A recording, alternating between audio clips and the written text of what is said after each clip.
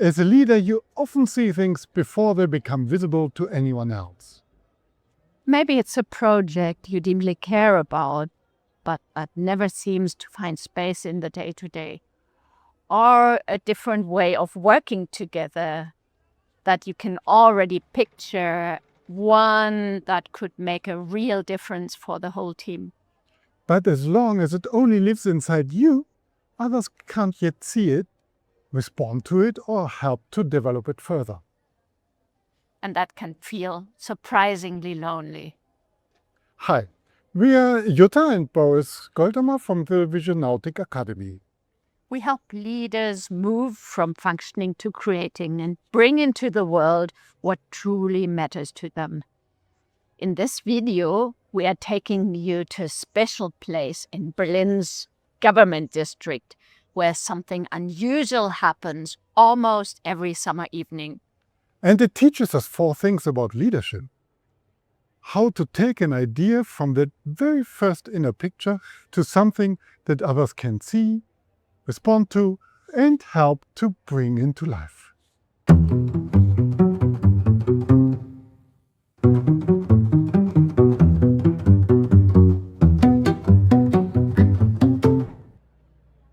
We are standing here amid government buildings, right next to the River Spree.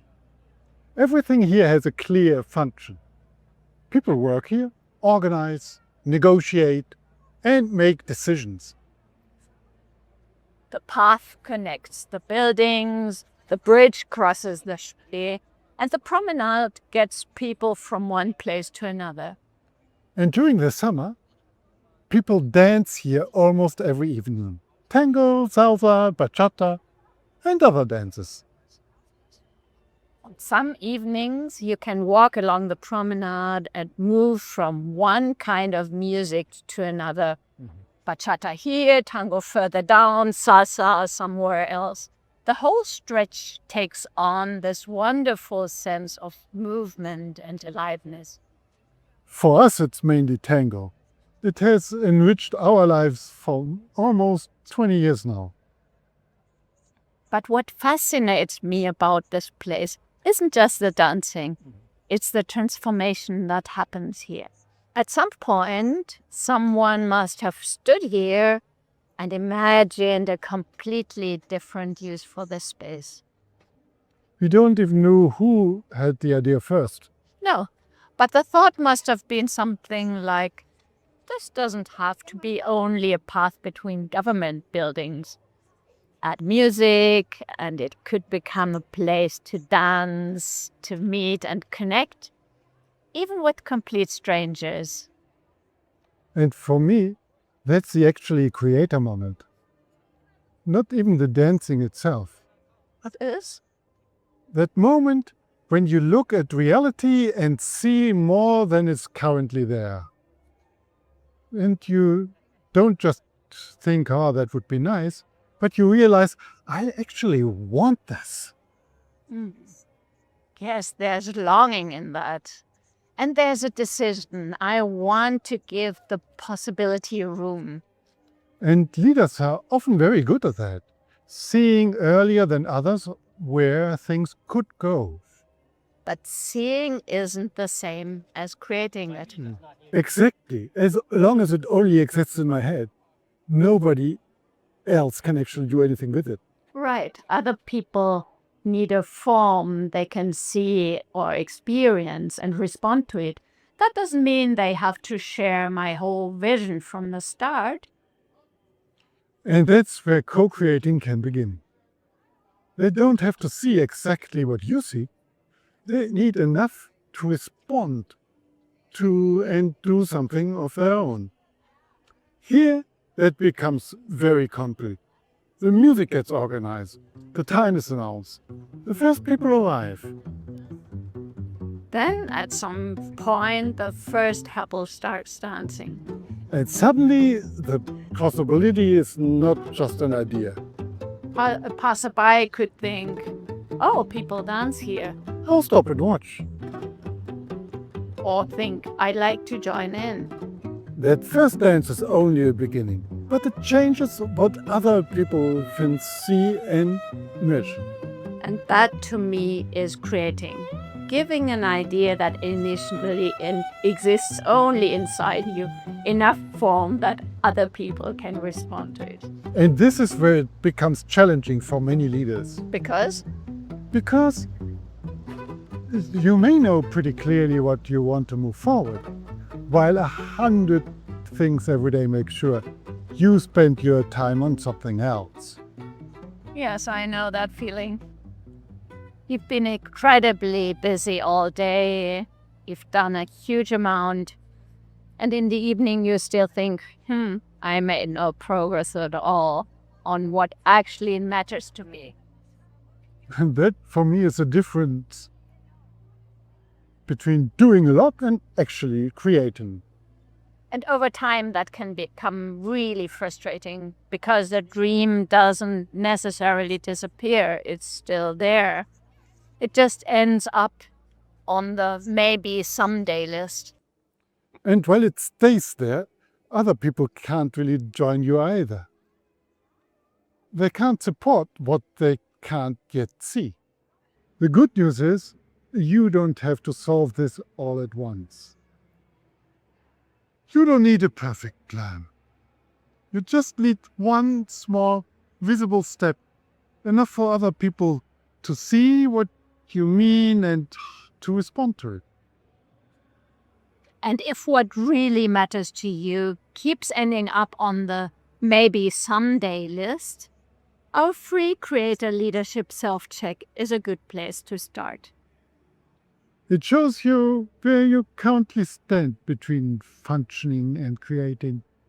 And the Creator Week that follows helps you to turn that insight into action. We'll find the link in the description below. Now back to that first visible step. Tango makes one part of it especially clear.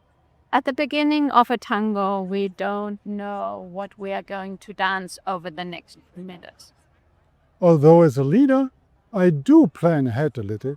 True. Often you know the music and you may already have an idea of where you want to take the next phrase. Exactly, but tango is improvised. I don't know what the other couples around us are going to do, and I don't know exactly how you respond to my leading. Your response often changes what I lead next. Yeah, that's what I find so interesting about leadership too. You need a clear intention. You need a sense of what you want to bring about. But you don't need to know every step in advance. You need enough clarity to give an impulse. And enough attention. And enough attention to set it in motion. And what happened to us while we were recording this video is that we encountered the Dîner en Blanc flash mob, which illustrates again from another perspective how creation can happen out of something invisible and how it can bring aliveness into the city and make people happy around you just by creating this, just by improvising, just by showing up with your idea. So this is an invitation for you to live your aliveness, yes, to make visible your dreams, to make visible what's invisible within you. Yet another thing, this space right next to the government buildings can actually hold. There's another leadership lesson in this place that I think is easy to miss. From the outside, all of this looks completely spontaneous. But of course it isn't. The music there has to be organized. People need to know when the dancing starts. And you need a surface you can actually dance in. Even on the dance floor itself, there are those shared rules. If everyone moved without paying attention to the other couples, the whole thing would end up chaotic quite quickly. Which is almost the opposite of what we sometimes assume. Good structure can actually make freedom possible. And I like the contrast here. Behind us, highly structured political work. Right beside it, improvised dancing. But actually, both need the same tension, clear structures and enough room to respond to what is actually happening. Exactly. This place can get people from A to B, support political work, and in the evening also become a place for music, movement, and dance and meeting. For me, that's an important question for leaders who shape structures. Of course, a structure has to fulfill its purpose reliably, but does it also leave room for initiative, adaptation, and new ideas? How much aliveness can it hold? So if we translate all of this into leadership, there are 4 things we can take away. First, take seriously what you see. If you can see a possibility or a change that genuinely matters to you, take it seriously. Even if you're the only one who can see it clearly right now. Don't dismiss it or make it smaller, just because nobody else sees it yet. Leadership often starts exactly there, trusting what only you can see before it is obvious to everyone else. Second, give it a visible form. As long as what you see exists only in your head, other people can hardly respond to it. So give it a first form. It could be a first draft, an experiment, a conversation, something small that suddenly allows another person to say, "Oh, now I understand what you mean." Only then can they respond, support you, or bring in an idea of their own. Third, don't wait for the complete plan. Your first step doesn't have to show what the whole journey will look like. You need enough clarity to make the direction visible, and enough openness to notice what the first steps sets in motion. Just like in Tango, you lead an impulse, your partner responds, and this response shapes what happens next.